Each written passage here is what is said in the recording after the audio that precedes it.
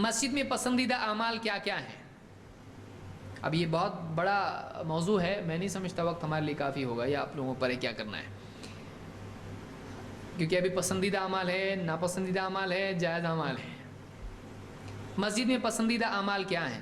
مسجد میں داخل ہونے کے بعد آدمی کو کیا کرنا چاہیے؟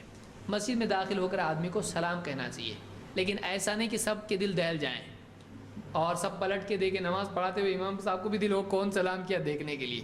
آہستہ سے سلام کرے کہ قریب کے لوگ یا جو لوگ نماز میں نہیں ہیں ایسے لوگ سن لیں، اور نماز میں ہے وہ بھی سنیں تو کوئی حرج نہیں ہے، لیکن ایسا سلام نہ کرے کہ لوگ گھبرا جائیں۔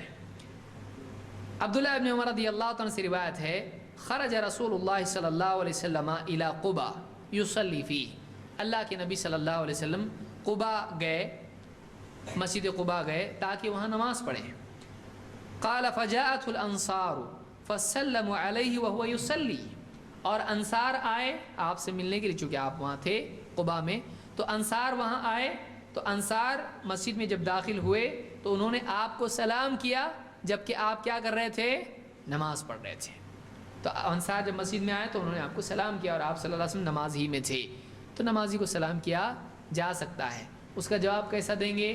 وعلیکم السلام نہیں دے سکتے، زبان سے جواب اس کا دے سکتے ہیں نہیں، آدمی ہاتھ باندھے ہوئے ہے، اس طرح سے ہاتھ الٹا کر کے ہتھیلی زمین کی طرف کر کے آدمی اس کا جواب دے گا۔